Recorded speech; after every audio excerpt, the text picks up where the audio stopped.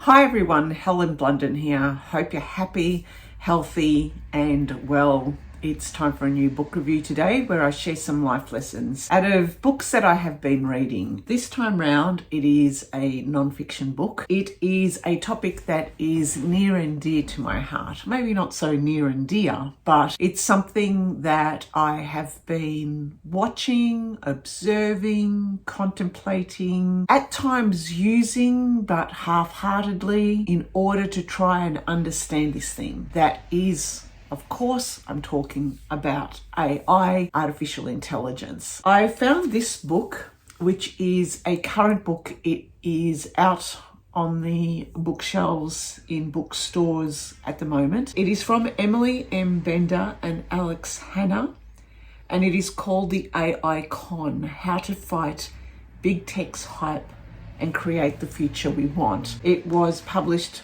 very recently. And as I understand it, the two authors of this book have their own podcast and met in real life, obviously talking about AI. But what they do is they present another way of looking at AI, and one probably that isn't getting a lot of promotion at this point in time, especially if you are currently in the workplace, if you are a professional, if you are in different industries such as journalism, writing, the legal industry, in fact, every industry, especially the technology industry. AI are two letters that you may have heard so often and all the time to the point of ad nauseum. For example, last night, even the news I was watching on television, they mentioned the term AI 5 times in different stories, and you get to a point where you think, how much can we swallow with regards to this technology, this automation technology being in and infiltrating our everyday lives, knowing of course that there are many people who are currently using it and probably are not thinking of the alternatives or the impacts or the effects of their use in their work, but also in their community, also in society. When I saw this book, I thought, great, I need to read this in order to understand. As someone who has used AI, but used AI, and I'm talking about just the ChatGPT, there are so many other AI tools, using them for the point of trying to understand what harm they can do, more so coming at from the point of view that as someone who is a lifelong learner, I'm fairly curious, I'm always exploring. I want to see the alternatives. What are the alternatives being presented here? It doesn't seem to be the case, especially in a world currently where everywhere you turn, everyone is using it. Everyone is using ChatGPT. Everyone is espousing the benefits and the positive nature of AI without really looking into, well, what does it actually mean? And I wanted a book, I wanted to read something that could give me what is it that I can do as the public, as someone who, okay, right at the moment, I'm not working, but I do create content. And I am around people who are working, who are espousing the benefits. How can I, as the public, actually explain to others the impacts of the use of these tools? What can I do? What are the tactics that I could incorporate into my everyday life? What are the messages or the principles that I can share with other people? What are the alternatives? I wanted a book that could explain that to me in non-technical jargon and non-academic jargon, because I don't come from a highly technical background. I come from an education and a learning background. My whole basis of things is, in order for me to understand it, I need to use it, I need to see alternatives, I need to structure arguments for and against, and then I can show people and show others what are the alternatives better than AI. So I came in that concept or that perspective reading this book, and I must admit in some elements it didn't provide that. I had to go searching for it. But that's okay. That's okay, because what Emily Bender and Alex Hanna have presented in this book are some options for us to think about with regards to understanding that at the moment we could be in the middle of this great AI hype. And when I was working, we had this concept of the Gartner hype cycle, and you may have seen it. It just goes like this. We might be in the middle of the hype, and there's going to come a time where it might crash or things might settle. But ultimately, it talks about, I guess they present their argument in the concept of AI doomers and AI boosters.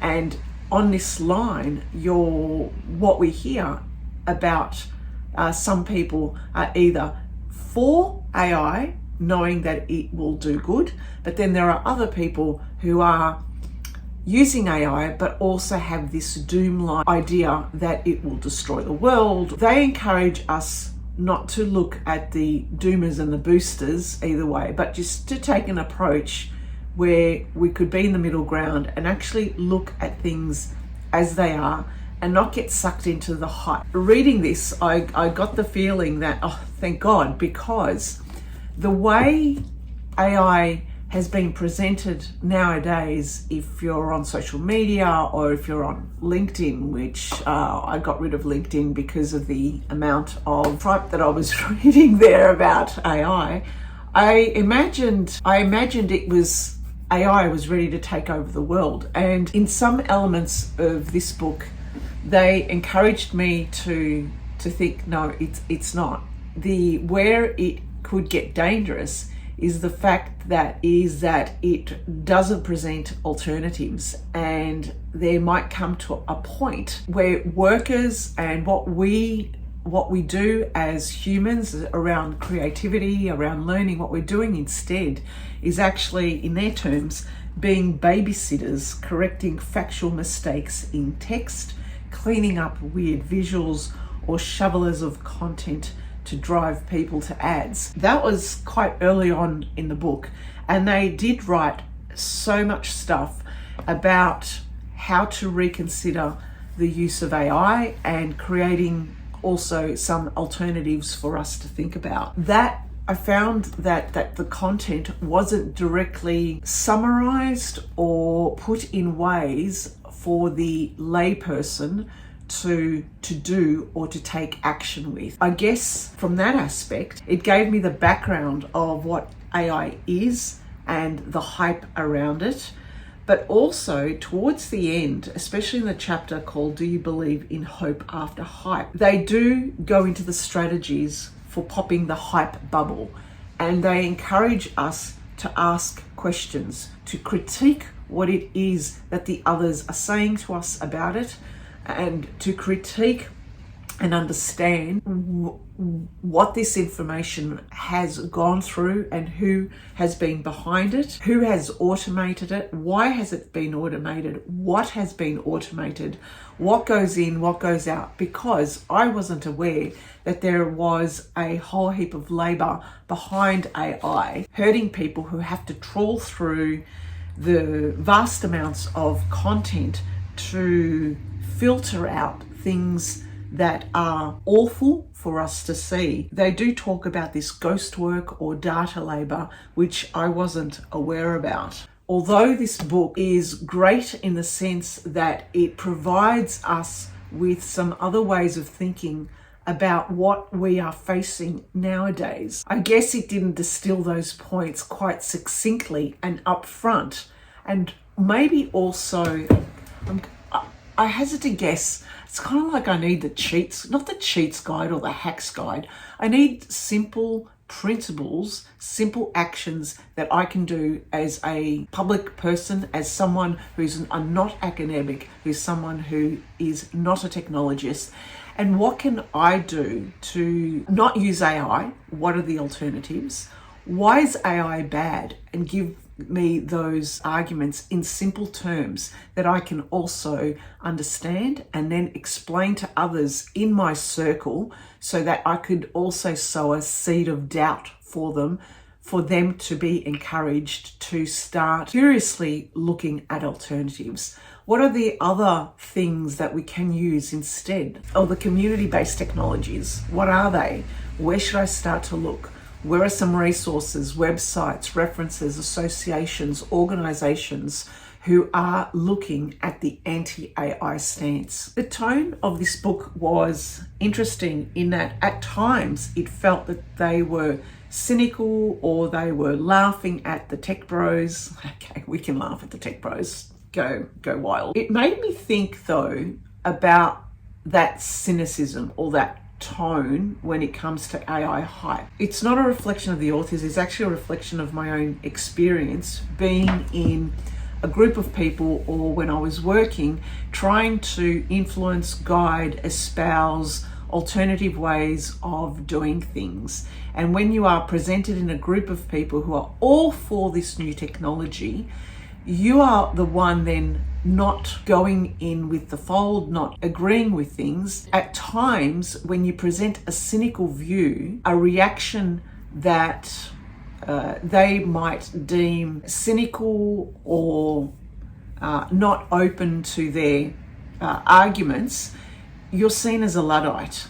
You're seen as backward. You're not backward. You're simply questioning this new thing. You're questioning the hype, and people don't want to listen. In my experience many years ago, having this cynical or I'm not going to do this, or I'm going to do something else, or why do you do this, or having some kind of argumentative approach to people, I don't think will cut it nowadays. And so this is where I was looking at this book, and in fact this book has also allowed me to go down a rabbit warren to try and find alternative in order for me to not present that cynicism to other people. I need to present a way whereby I understand what AI is. I understand some of the tools that are out there and how people are using them. I also have used these tools myself just for the purposes of self-education, for me to also find alternatives, to say, rather than use ChatGPT, what can I do instead? I can hone in my Google search skills and have more advanced search skills, which you can do, which is a whole skill in itself. I can build up my curation techniques and my skills, and having good curation techniques is also understanding what are the most trusted websites, who are the most trusted people, where are the most trusted communities, how can I tap into those, as opposed to doing the first thing, which is going to ChatGPT, asking the question, getting a response, going through the response and seeing that it leaves you empty, or there is no real meaning behind what is presented. What are the alternatives to that? Because people, I know in my own experience, being on this earth for so many years, is that people will jump on the thing that is the most easy for them to do, the simpler things and the fastest thing, not really realizing the impact. Reading this book was good in that sense that it cemented a lot of the things that I knew deep down that didn't feel right when I was using AI, but I couldn't express it. And I had to tease out those things, and I wrote the main messages and the life lessons I got obviously in my notebook. But what I really need to do now is actually come up with a guide of arguments and counter arguments on the use of AI. I've got friends and ex-colleagues who are compelled to use it. They have to use it. Their companies have set it all up and they cannot turn it off. And so where do employees have a choice in it? What are the alternatives?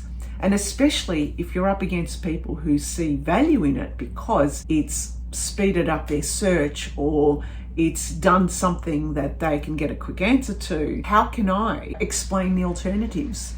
How can I explain that the use of AI is actually hurting other people in the long run, and it's hurting themselves? For that person, I would much rather find someone who has the trust in themselves to present a piece of work that is their work, that is their thinking, that is their writing, that is their voice, that is their creative expression, with their own mistakes in there. If they have their own mistakes, that's human.